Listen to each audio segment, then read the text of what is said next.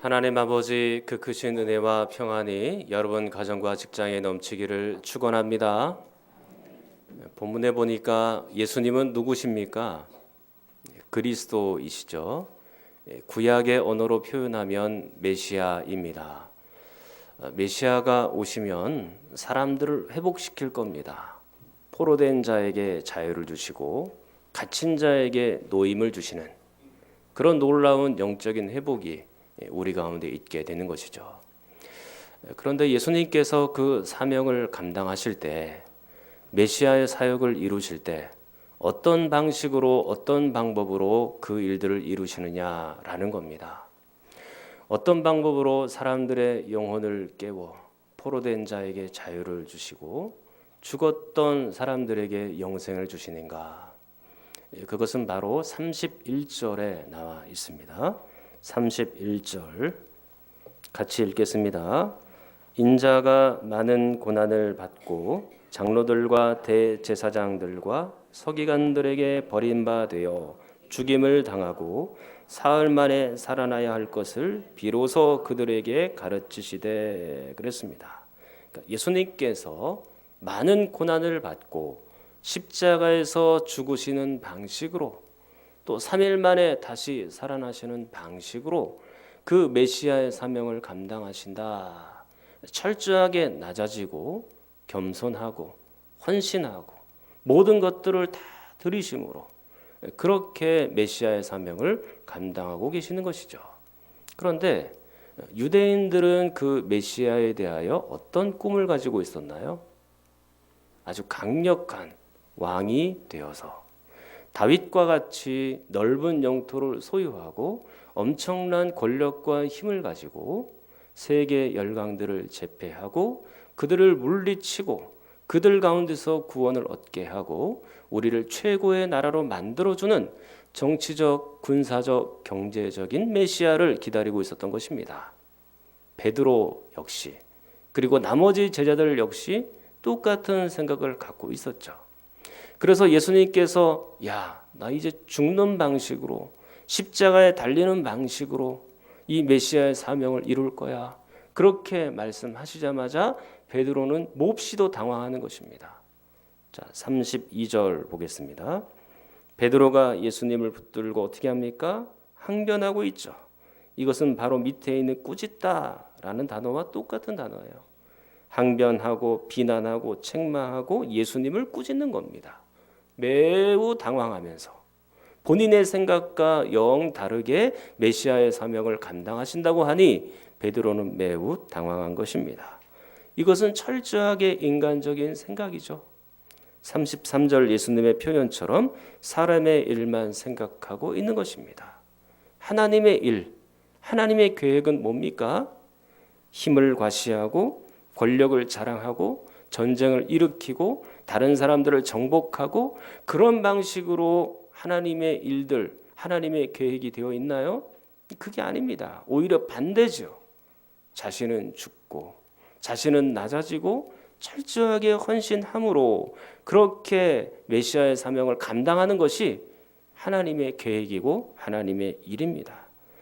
메시아가 힘이 없어서 그런 게 아니에요. 예수님이 능력이 부족해서 그런 것이 아닙니다. 이사야 9장 6절에 의하면 예수님은 기묘라 모사라 그리고 전능하신 하나님이시고 영존하신 아버지입니다. 놀라운 권능을 다 갖고 있었음에도 불구하고 자신의 권력을 포기하고 이 땅에 오셔서 낮아지는 방식으로 헌신의 방식으로 그렇게 철저하게 자신을 드린 것이죠. 남들을 위해 군림하고 위에서 찍어내리고 그 자리까지 정복해서 올라가신 것이 아니라 오히려 십자가를 지시는 방식으로 겸손하게 그 섬김을 이루어 가시는 것입니다. 자, 오늘은 그렇다면 예수님의 이 섬김과 헌신, 십자가 죽음의 연장선상에 있는 말씀이에요. 예수님께서 이런 길을 걸어가셨으니 그러면 예수님을 따르는 제자잖아요, 우리가. 그럼 우리는 어떤 길을 걸어가야 되는 것입니까? 그래서 이 말씀 제목을 이렇게 잡은 겁니다. 주보의 말씀 제목이 어떻게 되어 있습니까? 제자도를 이루는 방식이에요. 이 제자도라는 것은 도자가 길도자잖아요. 제자가 걸어가야 되는 길을 말하는 것이죠. 예수님께서 이런 길들을 걸어 오셨으니 제자들도 이런 길을 걸어야 된다라고 이제 우리에게 말씀하고 싶으신 겁니다. 자, 제자도를 이루는 방식은 뭘까요? 첫 번째 방식은 예수님께 헌신하는 것입니다. 절대적인 충성과 절대적인 헌신을 하는 것이 제자도를 이루는 첫 번째 방식이에요. 자, 성경을 보겠습니다. 35절 같이 읽겠습니다. 누구든지 자기 목숨을 구원하고자 하면 잃을 것이요 누구든지 나와 복음을 위하여 자기 목숨을 잃으면 구원하리라. 아멘. 나와 복음을 위하여 자기 목숨을 잃으면 이렇게 돼 있어요. 이것은 예수님을 위한 헌신 그리고 복음을 위한 헌신을 우리에게 가르쳐주고 있는 겁니다. 이 35절 말씀에는요. 지금 원래 원문에 보면 접속사가 하나 더 들어가 있습니다. 그 접속사가 뭐냐면 왜냐하면 그겁니다. 왜냐하면. 그러니까 왜냐하면이라는 이 접속사가 있으니까 앞에 있는 구절과 긴밀하게 연관이 돼 있을 거예요. 자, 34절 보시면요. 누구든지 나를 따라오려거든 즉 누구든지 예수님의 제자가 되려거든 자기를 부인하고 자기 십자가를 지고 나를 따를 것이니라. 왜냐하면 이렇게 되는 것입니다. 왜 예수님을 따르기 위해서 자기를 포기하고 십자가를 져야 하는가? 그 이유는 그렇게 되는 것이죠. 그 이유가 뭘까요? 왜 자기 자신을 부인하고 또 예수님을 위하여 목숨까지 걸고 십자가를 지고 따라야 되는 이유가 무엇일까요? 그 이유가 뭘까요? 그렇게 자신의 목숨까지도 걸고 예수님을 따르면 그에게 주어지는 보상이 있겠죠. 어떤 보상입니까? 35절 잘 보시면 자기의 목숨을 구원한다 그렇게 되어 있습니다. 이것은 역설이에요. 자기 목숨을 위하여 살리기 위하여 발버둥 치면 칠수록 그 목숨은 잃어버립니다. 그런데 자기 목숨을 초계와 같이 예수님께 드리고 다 바치면 오히려 그 생명과 그 모든 목숨을 구원받게 된다라고 말하는 것이죠. 그런데 여기서 잘 보면 이 구원이 이루어지는 방식이 간단합니까? 아니면 매우 어려운 것입니까? 결코 쉬운 게 아니에요. 어떤 분들은 예수 믿는 게 쉬워요 그렇게 말하는 분이 있지만 그건 진짜 뭘 잘 몰라서 그렇게 말씀하시는 겁니다. 물론 우리가 예수 그리스도를 믿음으로 구원받는 거예요. 그건 확고한 진리고 변하지 않는 진리입니다. 우리가 믿음으로 구원받으나 그러나 그 믿음에는 예수 그리스도를 믿는 그 믿음에는 대가가 있어야 돼요. 어떤 대가입니까? 목숨이라는 자신의 생명이라는 그것까지 걸고 예수 그리스도를 쫓는 거예요. 그러니까 믿음이라는 것이 결코 그냥 간단한 것이 아닙니다. 우리가 믿게 되었으면 예수 그리스도를 위하여 자신의 생명조차 아끼지 않고 다 드릴 만한 각오 그게 되어 있다는 얘기거든요. 그게 바로 믿음이거든요. 그러니까 이 믿음이라는 것, 구원이라는 것이 간단치 않은 거예요. 쉬운 것이 아닙니다. 여러분의 생명까지도 다 드리고 바쳐야 되는 것이니까. 사랑하는 성도 여러분, 여러분의 생명을 하나님 앞에 드릴 각오가 되셨다면 그러면 여러분의 소유, 여러분이 가지고 있는 것까지도 전부 하나님의 것이라는 것을 기억을 하셔야 되는 겁니다. 우리가 가지고 있는 시간, 물질, 체력, 건강 전부 하나님의 것이에요. 그런데 우리는 그 모든 것들을 하나님 앞에 드리기를 주저합니다. 우리가 영화 보고 TV 보고 그런 시간은 있어요. 아무리 바빠도 TV는 다 보고 그렇게 합니다. 그런데 성경 볼 시간이 없어요.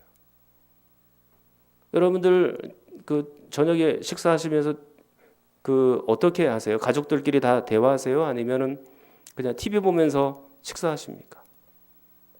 근데 저는 아직도 여러분들이 식사하면서 이 성경책을 꺼내놓고 급하니까 성경을 못 읽어서 이 식사하면서 성경을 이렇게 보고 펴내놓고 이렇게 읽으면서 밥 먹는 사람들은 잘 못 봤어요.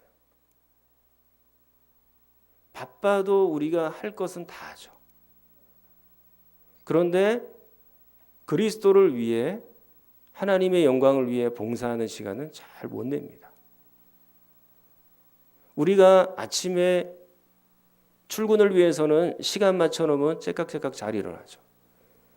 그런데 주일 아침에 시간 맞춰 놓고 일어나려고 하면 왜 그렇게 힘든지. 반대로 돼야 되는 거 아닙니까? 주일날에 교회 오는 것을 너무 기뻐하고 감사하고 자연스럽게 일어나고 자동으로 일어나고 그렇게 되는 거 아니에요? 막 마음이 설레고 나 자신을 위해서나 손주들을 위해서는 물질을 아낌없이 쓰죠. 필요한 것에 다 사용합니다. 그런데 그리스도를 위해서 드리는 그 물질은 고민이 되는 거예요. 내가 오늘 이걸 드려야 될지 말아야 될지, 하나님 앞에 바쳐야 될지 말아야 할지, 내가 이것도 써야 되고 저것도 써야 되는데 한 번 더 생각하게 되죠. 사랑하는 성도 여러분, 저는 여러분들이 이것을 기억하면 좋겠습니다. 예수님은 여러분을 위하여 모든 것을 다 헌신하셨어요. 자신의 생명까지도 다 여러분들을 위해서 드리셨다라는 것을 꼭 기억을 하십시오. 그분의 생명은 일반적인 한 사람의 평범한 목숨이 아니에요. 그분은 메시아이고 그리스도입니다. 영존하신 아버지시고 전능하신 하나님이시에요. 그런데도 불구하고 자신의 그 목숨을 초계와 같이 우리 인간들을 위하여 다 주신 거 아닙니까? 나를 위하여 주신 것 아닙니까? 예수 그리스도는 나를 위하여 다 주셨는데 나는 그리스도를 위하여 무엇을 하고 있습니까? 만 가지 은혜를 받았으니 내 평생 슬프나 즐거우나 이 몸을 온전히 주님께 바쳐서 주님만 위하여 늘 살겠네. 할렐루야, 할렐루야. 내가 만 가지 은혜를 받았잖아요. 구원이라는 엄청난 은혜를 받았잖아요. 그런데 그리스도를 위해서 여러분들은 무엇을 하고 계십니까? 두 번째, 제자도를 이루는 방식. 세상 것에 너무 집착하지 마십시오. 36절을 한번 보겠습니다. 36절 한번 읽겠습니다. 사람이 만일 온 천하를 얻고도 자기 목숨을 잃으면 무엇이 유익하리요? 자, 여기서 말하는 이 천하라는 것이 세상 것을 말하는 겁니다. 육적인 것이죠. 근데 여기에 지금 반대되어 또 나오는 단어가 목숨이라는 단어가 나오죠. 이 목숨을 또 다른 것으로 번역을 하면 영혼이라고 번역이 가능합니다. 그러면 지금 천하와 목숨이 대조가 되고 있는 것이고요. 육적인 것과 영적인 것이 대조가 되고 있는 거예요. 여러분들은 이 두 가지를 다 가지고 싶어 하시죠. 세상 것도 얻고 싶고 천하에 있는 것도 갖고 싶고 내 영혼도 살리고 싶고 영적인 것도 얻고 싶고 아마 그럴 겁니다. 그런데 그리스도인들은 선택의 여지가 없어요. 우린 딱 하나만 선택할 수 있습니다. 누가복음 16장 13절. 집 하인이 두 주인을 섬길 수 없나니 혹 이를 미워하고 저를 사랑하거나 혹 이를 중히 여기고 저를 경히 여길 것임이니라. 너희는 하나님과 재물을 겸하여 섬길 수 없느니라. 아멘. 자, 이것은 마태복음 6장 24절에도 거의 똑같이 있는 본문이에요. 평행 본문이죠. 근데 제가 왜 누가복음 16장 말씀을 선택했을까요? 그 앞에 시작이 좀 다릅니다. 어떻게 시작하냐면 집 하인이 그렇게 시작해요. 집 하인이. 이것은 뭐를 의미할까요? 우리는 하나님의 노예라는 얘기입니다. 그리스도의 노예라는 얘기예요. 그리스도의 노예는 선택의 여지가 없어요. 우리는 오직 주인만 선택하며 살아야 되는 겁니다. 하나님만 선택하며 그리스도만 선택하며 그렇게 살아가야 된다는 것입니다. 재물과 하나님을 겸하여 섬길 수는 없는 거예요. 둘 중에 하나를 포기하면서 살아가야 된다는 얘기입니다. 왜 우리가 이 세상을 사랑할 수 없을까요? 왜 한쪽을 미워하고 왜 한쪽을 사랑하며 그렇게 살아가야 될까요? 왜 우리가 천하를 얻고 육적인 것을 취하는 것이 어리석은 일입니까? 36절을 보십시오. 다시 보십시오. 같이 또 읽겠습니다. 사람이 만일 온 천하를 얻고도 자기 목숨을 잃으면 무엇이 유익하리요? 왜 천하를 얻고 세상을 취하는 것이 위험한 것입니까? 보이시나요? 여러분들이 만약에 세상을 얻을 수도 있고 또 천하를 취할 수도 있고 그것을 선택하여 나갈 수도 있지만 그렇게 되면 얻게 되는 손실은 무엇입니까? 영혼을 잃어버릴 수 있는 거예요. 목숨을 잃어버릴 수 있는 것입니다. 37절. 사람이 이 세상에서 자기 목숨과 바꿀 수 있는 것이 있겠습니까? 자기 영혼과 바꿀 수 있는 것이 있겠습니까?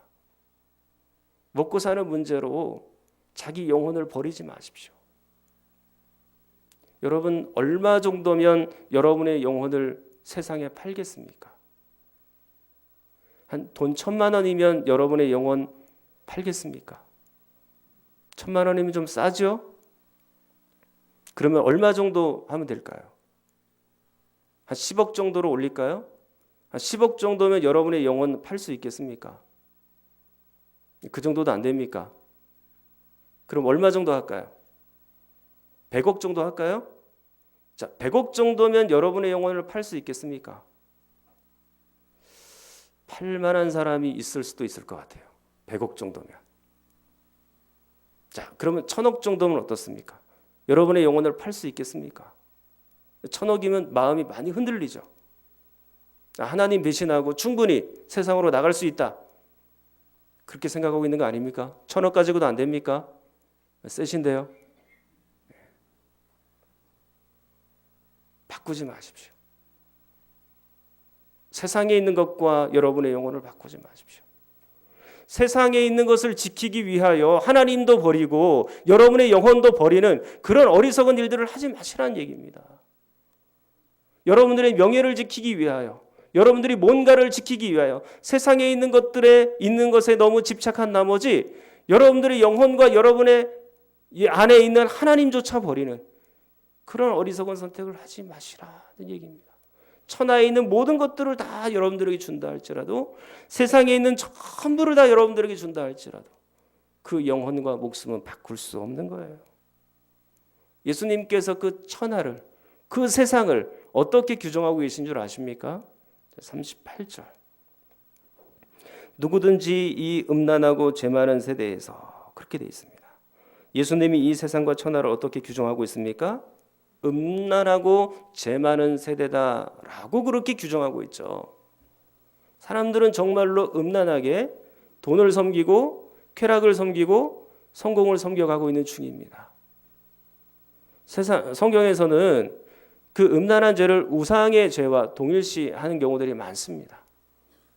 돈과 쾌락과 성공에 자신의 마음을 다 빼앗겨서 그저 먹고 사는 일에 자신의 마음을 다 빼앗겨서 그렇게 살아가는 사람들이 있더라는 겁니다. 이 세상은 바로 그런 음란한 세대예요. 그리고 죄악이 많은 세대입니다. 사단이 이것을 자꾸 이용을 해요. 돈과 명예와 성공과 먹고 사는 문제를 가지고 자꾸 사람들에게 접근해서 유혹하기도 하고 공격하기도 해서 세상으로 자꾸 불러내고 있는 중입니다. 많은 사람들이 블랙홀처럼 거기에 쭉쭉 빨려 들어가고 있는 중이죠. 그 세상 앞에 엎드리는 것이 곧 사단에게 엎드리는 것이기 때문에 사단은 그것을 멈추지를 않을 것입니다. 바꾸지 마십시오. 제자라는 것은 그 어떤 세상의 유혹과 환경 앞에서도 흔들리지 않는 사람, 그 사람이 바로 제자예요. 왜 세상에 있는 것 가지고 자꾸 고민하면서 그것 가지고 흔들리고 교회를 떠나고 하나님 버리고 영혼마저 버리고 왜 그렇게 하십니까? 여러분의 영혼보다도 소중하고 귀한 것이 어디 있나요? 이 땅에 존재하지 않습니다. 세상에 너무 집착하지 마십시오. 그게 제자도를 이루어가는 두 번째 방식이에요. 세 번째, 제자도를 이루어가는 방식. 예수님을 인정하십시오. 세상 속에 있지만 그 세상 안에서 예수님을 인정하며 사는 것입니다. 자, 성경 볼게요. 38절. 38절 한번 읽겠습니다. 누구든지 이 음란하고 죄 많은 세대에서 나와 내 말을 부끄러워하면 인자도 아버지의 영광으로 거룩한 천사들과 함께 올 때에 그 사람을 부끄러워하리라 그랬습니다. 이 음란하고 죄 많은 세대에서 나와 내 말을 부끄러워하면 그랬죠. 요즘 직장에서나 사회에서나 교회 다닌다 소리하면 참 쑥스럽고 부끄럽죠. 우리가 잘못 살아서 그리스도인이라고 말하기가 부끄러운 그런 세대가 된 거예요. 여러분들이 저와 같은 목사를 부끄러워할 수 있습니다. 그리고 같은 성도들을 부끄러워할 수 있죠. 그러나 예수 그리스도만큼은 여러분들이 부끄러워해서는 안 돼요. 그분은 오히려 나의 자랑이에요.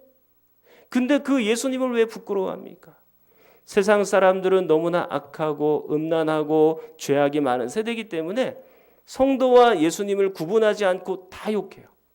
성도만 욕하면 되는데, 나와 같은 목사만 욕하면 되는데, 그게 아니고 예수님조차 하나님조차 그렇게 막 욕을 하면서 막 난사합니다.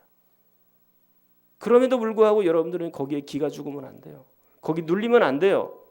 우리는 그곳에서도 예수님을 인정하고 예수님을 부끄러워하지 않고 예수님을 자랑하는 그런 사람들이 되어야 하는 것입니다.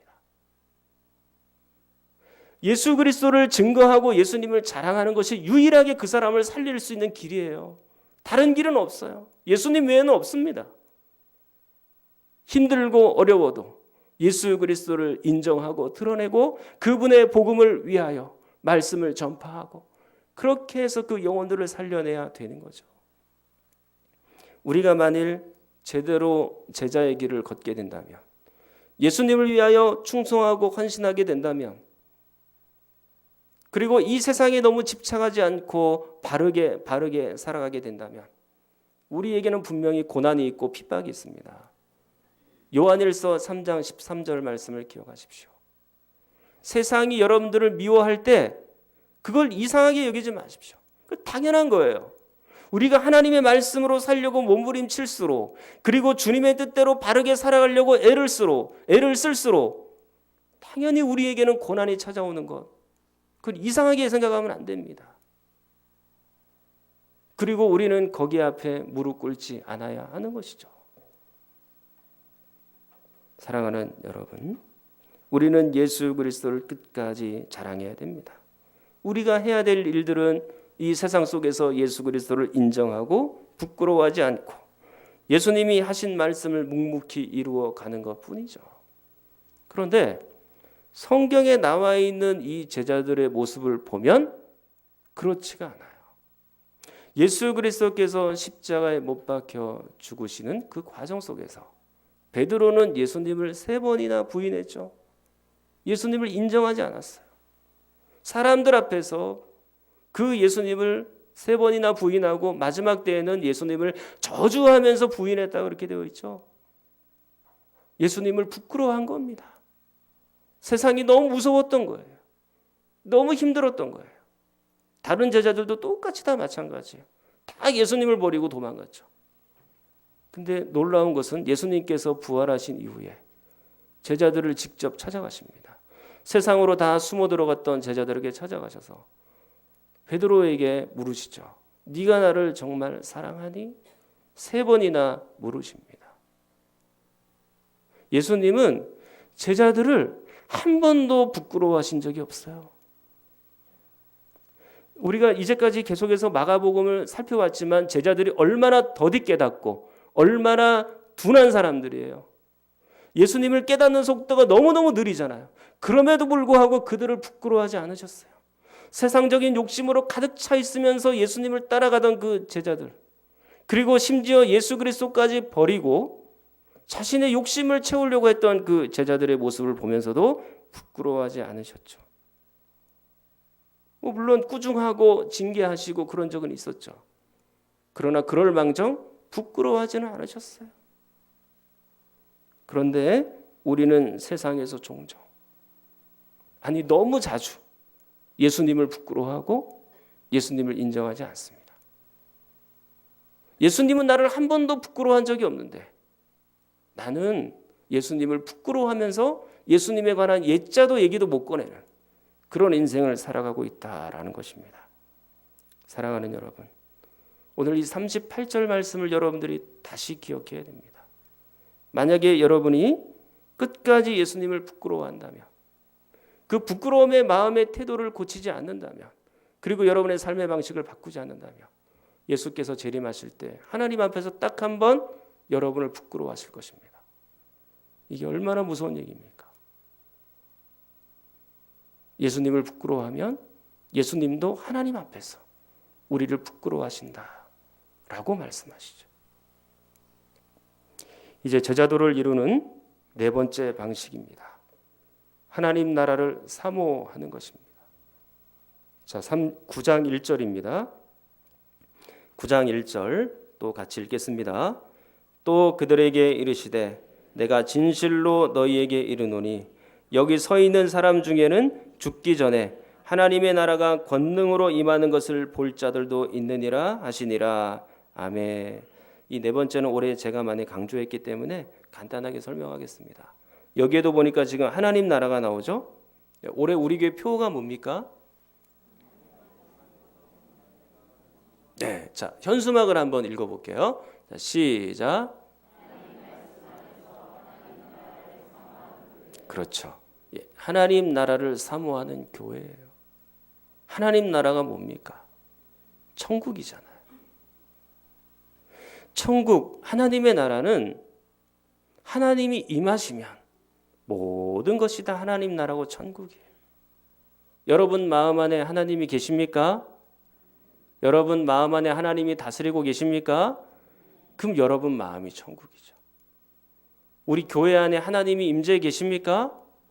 그러면 그곳이 천국이고 그것이 하나님 나라예요.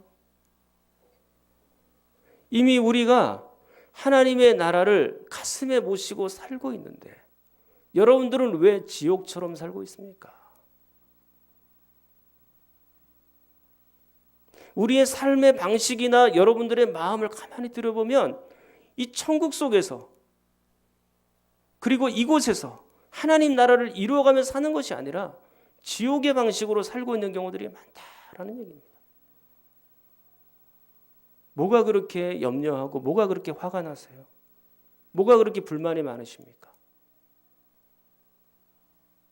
하나님 앞에 오히려 감사해야 되죠.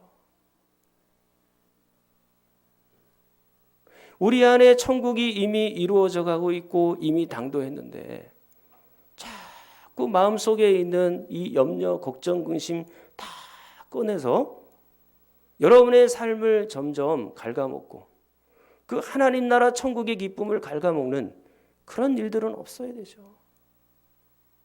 사랑하는 성도 여러분, 천국을 이루어가면서 지옥처럼 살지 마십시오. 너무 고민하고 염려하고 마음에 가슴에 있는 것들을 아파하지 마십시오. 속 끓이며 살지 마십시오. 오히려 기뻐하며 하나님의 나라가 우리 안에 있으니 감사하며 그렇게 사는 거예요. 그게 제자의 모습이에요. 제자의 이 걸음의 출발점은 하나님 나라예요. 그리고 정착지도 하나님의 나라입니다. 하나님의 나라로 시작해서 하나님 나라로 끝나는 게 제자의 모습이에요. 저는 여러분들이 그 제자의 길을 바로 걸었으면 좋겠다라는 생각이 듭니다. 자, 오늘 네 가지예요. 제자도를 이루는 방식. 첫 번째는 뭐였나요? 예수님께 헌신하십시오. 절대적인 헌신입니다. 두 번째로는요, 세상에 너무 집착하지 마십시오. 세상 것에 너무 집착하면 여러분의 영혼을 잃어버릴 수 있습니다. 세 번째는요, 예수님을 인정하십시오. 세상에 살면서도 예수님을 인정하며 사셔야 되는 거예요. 막 살면 안 돼요. 예수님을 증거하고 자랑하며 살아야 되는 겁니다. 그리고 네 번째로는요, 하나님 나라를 사모하며 사십시오. 저는 이 네 가지를 가슴속에 여러분들이 새기고 예수님의 제자의 길을 잘 걸어가는 분들이 되기를 축원합니다. 통성으로 기도하겠습니다. 하나님 아버지, 우리가 제자로서 바른 길 걷기를 원합니다. 예수님께 헌신하게 하시고 세상의 집착을 버리게 하시고 세상 속에서 예수님을 인정하며 살 수 있도록 도와주시옵소서. 하나님 나라가 완성될 때까지 제자의 길을 마지막까지 걷게 하여 주시옵소서. 우리 성경 자언이가 몸이 아픈 분들을 위해서도 함께 기도합니다.